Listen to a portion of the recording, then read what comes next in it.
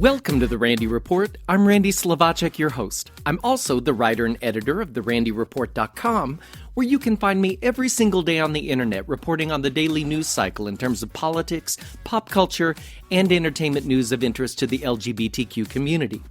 In this week's headlines, the Trump administration is raiding HIV/AIDS programs to pay for further family separations at the U.S. border. Hawaii's Supreme Court declined to review a bigot's appeal after being found guilty of LGBTQ discrimination. Pop star Harry Styles admits there's a little bit of gay in all of us. And this year's Emmy nominations had a lot of love for the gays. All that and more on this episode of The Randy Report.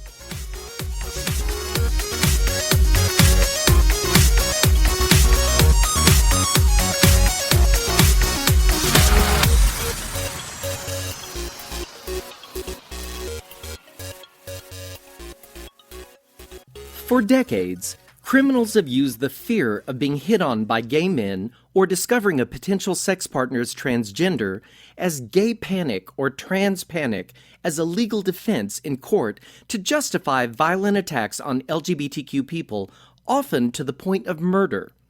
But now, two Massachusetts lawmakers have introduced legislation that would put a stop to the defense across the country. The Washington Blade reports the Gay and Trans Panic Defense Prohibition Act, introduced by Congressman Joseph Kennedy III in the U.S. House, and Senator Ed Markey of Massachusetts in the U.S. Senate, would ban the use of anti-LGBTQ panic defense from being cited as a legal defense in federal court. Said Senator Markey in a statement, "Gay and trans panic legal defenses reflect an irrational fear and bigotry toward the LGBTQ community and corrode the legitimacy of federal prosecutions. These defenses must be prohibited to ensure that all Americans are treated with dignity and humanity in our justice system." The Massachusetts senator adds that sexual orientation or gender identity, quote, "cannot ever excuse violence, and our courtrooms should not be used as chambers of hate." Kennedy told the Blade an admission of committing a violent crime against someone because they're LGBT is not a defense, it's a hate crime. Legal loopholes written into our laws that seek to justify violent attacks against our gay, lesbian, bisexual, and transgender neighbors should never existed in the first place. In 2013, the American Bar Association unanimously approved a resolution denouncing the practice and calling for an end to the use of anti-LGBT panic defense in court. Currently, 3 states, California, Illinois, and Rhode Island, have banned the use of gay and trans panic defense. Hundreds of people cheered as a gay couple were flogged more than 80 times in a public square in Indonesia's Aceh province, where Sharia law is observed. A vigilante mob suspecting the men of homosexual behavior apprehended the men in a beauty salon earlier this year and handed them over to authorities. AFP reports a crowd of about 1,000 people, including tourists from neighboring Malaysia, snapped pictures and shouted, "Flog them harder," as a hooded figure slammed a rattan cane on their backs. The unidentified men were the second gay couple whipped in public this year in Aceh, underscoring the increasing discrimination faced by Indonesia's small LGBTQ community. Aceh is the only region in Indonesia, the world's most populous Muslim-majority country, that imposes Islamic law. Public flogging is a common punishment for a range of offenses, including gambling, drinking alcohol, and having gay sex or relations outside of marriage. Officials in Aceh had previously announced an end to the practice that has been described as medieval torture, but, to date, there has been no change in policy. As the public battle about family separations at the U.S. southern border rages on, reports show the Trump administration is taking money from HIV/AIDS programs to fund further separations. The Office of Refugee Resettlement is looking ahead at the possibility that 25,450 more beds for immigrant children could be needed by year's end. The office, Part of the Department of Health and Human Services was apparently caught off guard when U.S. Attorney General Jeff Sessions announced the new zero-tolerance policy that families would be separated if caught crossing the border without authorization. Under the policy, parents are imprisoned, and children had been placed in cages that Senator Jeff Merkley, who visited a facility, described as resembling dog kennels. Now, in preparation for a new surge of family separations, the HHS is not only asking for supplemental funds, but according to news website Slate, is also planning to reallocate money from the Ryan White HIV/AIDS program. The Ryan White Care Act was introduced in 1990 by Senator Ted Kennedy weeks after the death of its namesake Ohio teen who had been infected with HIV via blood transfusion to treat his hemophilia. The bill was signed into law by President George H.W. Bush. According to the program's website, the Ryan White HIV/AIDS program, quote, provides a comprehensive system of care that includes primary medical care and essential support services for people living with AIDS who are uninsured or underinsured. Slate's reporting indicates the process of transferring those HIV/AIDS funds has already begun. This is just one more example of the Trump-Pence administration's bias against the LGBTQ community, which is massively impacted by the HIV/AIDS epidemic. In 2007, Diane Cervelli and Takeo Buford of Long Beach, California, traveled to the Aloha State to visit a friend who had just given birth. The child apparently was having some health issues at the time, so the couple decided to seek accommodations nearby. The closest option was the Aloha Bed and Breakfast. But when the couple called Phyllis Young, the owner of the B&B, Young told the couple same-sex relationships are, quote, detestable and, quote, defile our land. Hawaii's public accommodation law specifically bans establishments that provide lodging to transient guests from discriminating on the basis of sexual orientation, race, color, ancestry, religion, disability, and sex, including gender identity or expression. Later that year, Cervelli and Buford filed a complaint with Hawaii's Civil Rights Commission. Although Young asserted she had the right to discriminate since her business was in her home, the commission determined that Young had openly discriminated against the couple. Cervelli and Buford consequently filed a lawsuit against Young in 2011, and in 2013, a Hawaii First Circuit Court judge ruled that Young had violated the state's public accommodation laws and ordered her to stop discriminating. Young appealed the decision, and in February of this year, the Intermediate Court of Appeals affirmed the lower court ruling. In a last-ditch effort, the B&B owner asked the state's Supreme Court to review the case. The High Court declined last week to do so and effectively affirmed the lower court ruling that Young had discriminated. Earlier this year, Buford told Q Voice News, "I can't tell you how much it hurt to be essentially told, 'We don't do business with your kind.' It still stings to this day. We thought the days when business owners would say, 'We're open to the public, but not to you,' was a thing of the past." She added, "You don't have to change your beliefs, but you do have to follow the law, just like everyone else has." Lambda Legal senior attorney Peter Wren hailed the decision, saying in a statement, "In letting the existing decision stand, Hawaii today joined a long line of states across the country that understand how pernicious and damaging a religious license to discriminate would be. In fact, since the U.S. Supreme Court's narrow ruling in Masterpiece Cake Shop in early June, 3 state courts in Arizona, Oregon, and now Hawaii have either ruled against or refused to review rulings against business owners who have claimed religious justifications to discriminate." Closing his current concert tour at the Forum in Inglewood, California, UK pop star Harry Styles stopped to read aloud a sign held up by a member of the audience. The young fan's sign read, "I'm gay, and I love you." Harry read the sign and the crowd went wild. Thanking the fan, Handsome Harry added with a smile, quote, We're all a little bit gay, aren't we? I have to say, throughout the tour, the longtime LGBTQ ally has been dedicating songs to male fans in the audience and rocking out during guitar solos with rainbow flags. In addition to multiple super supportive LGBTQ moments on the tour, Harry has also been selling tour t-shirts with the phrase, "Treat people with kindness," in a rainbow print with all proceeds going to GLSEN, an education organization that works to ensure that LGBTQ students are able to learn and grow in a school environment free from bullying and harassment. Rock on, Sir Harry. Rock on. In entertainment news, the nominations for the 70th Emmy Awards are out, and there's great news for LGBTQ artists and projects. Looming large was the gay-centric miniseries The Assassination of Gianni Versace, American Crime Story, which received 16 nominations, including one for Outstanding Limited Series, plus 2 nods for Out Uber producer-director Ryan Murphy.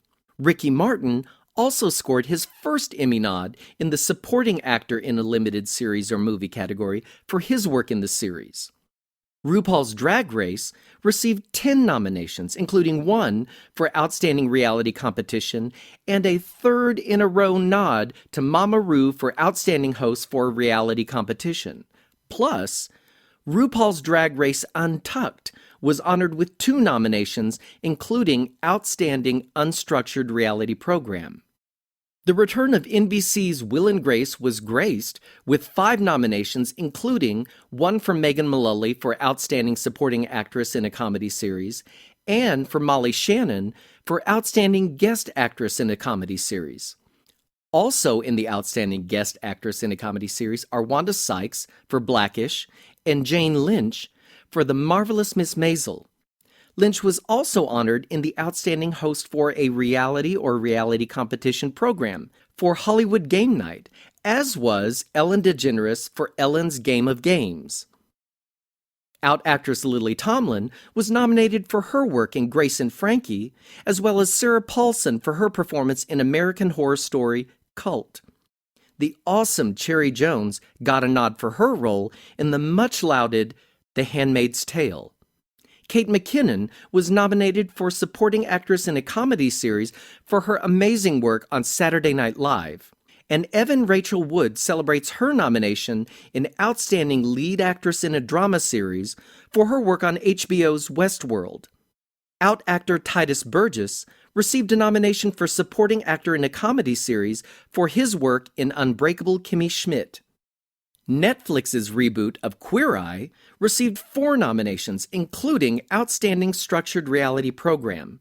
For Broadway musical lovers like me, the rapturous Jesus Christ Superstar Live in Concert received 13 well-deserved nominations. Surprisingly, FX's Pose, which I have found to be fantastic, was completely snubbed, receiving 0 nominations.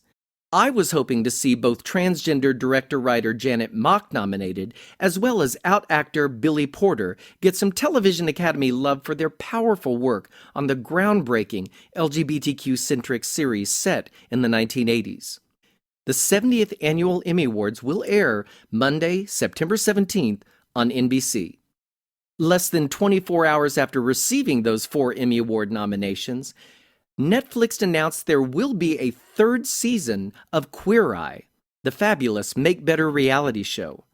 According to Deadline, production for Season 3 will shift from Atlanta, Georgia, to begin in Kansas City, Missouri, beginning this week. All of the Fab Five co-hosts, Anthony Porowski, Bobby Burke, Karamo Brown, Jonathan Van Ness, and Tan France will be back to help more heroes be their best self. The new season is scheduled for 2019, but you can watch all of Season 1 and 2 now on Netflix. Also in TV renewal news, the category is Celebrate. Ryan Murphy's groundbreaking series Pose may have been snubbed by the Emmy Awards, but within hours of the nominations announcement, FX picked up the LGBTQ-centric series for a 2nd season. The series examines New York City's LGBTQ ball culture scene of the 1980s with a focus on the Black and Latino LGBTQ communities that shaped it.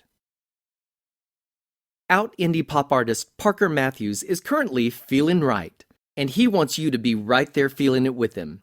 The Pittsburgh native has displayed notable versatility with previous singles Lost With You and Hit and Run, which I reported on earlier this spring. For this new release, the soulful singer switches up the beats, this time taking the listener on an intimate, private flirtation. For Feelin' Right, Matthews' silky smooth, sensual vocals sit right in the pocket for the bulk of the low-key song. The bridge introduces an accelerated heartbeat, you know where this is going, right? That leads to the climax of the song, leaving just enough time for some post-romantic afterglow. The entire track oozes a confident, sensual vibe that borders on intoxicating without crossing the line into getting too heavy-handed.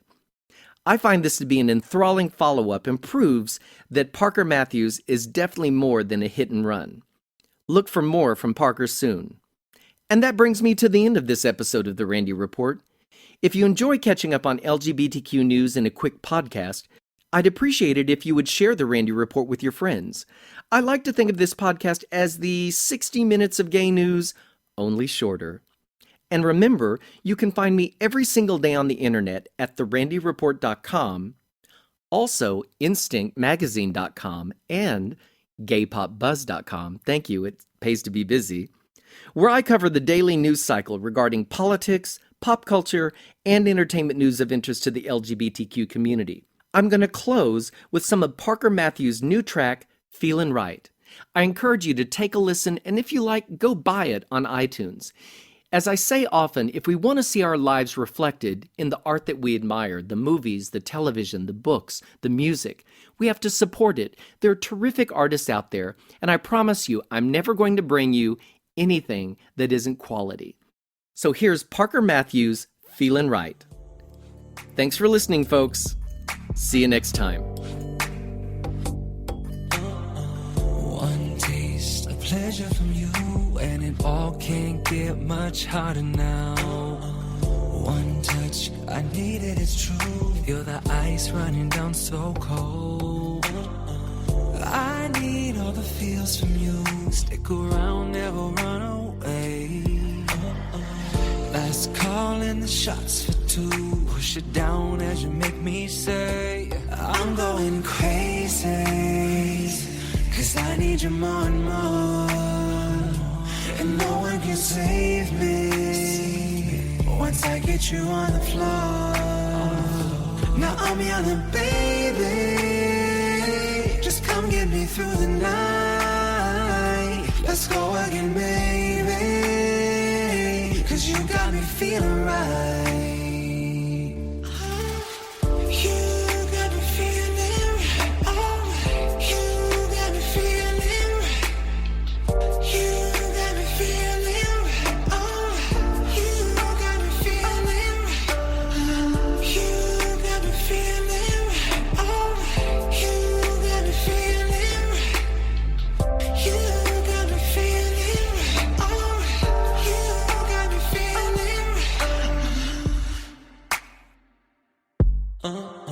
Slow down, let me do what I do. Take the rules out, go down further now.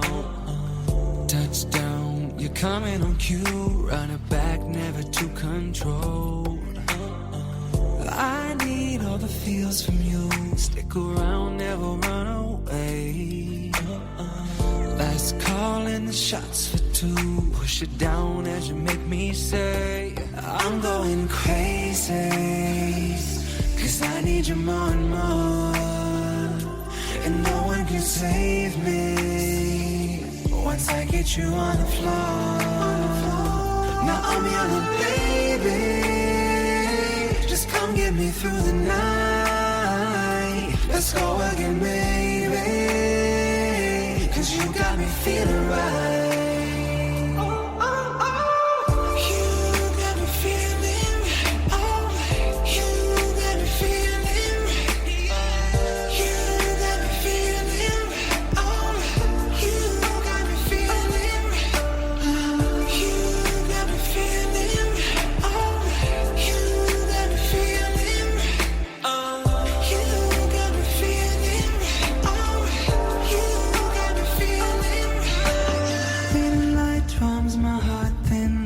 nights, can you feel it, feel it? Lay it down right, no end in sight, 'cause I need it, need it. Crazy, mama, save me on the floor. Now I'm yelling, baby, just come get me through the night.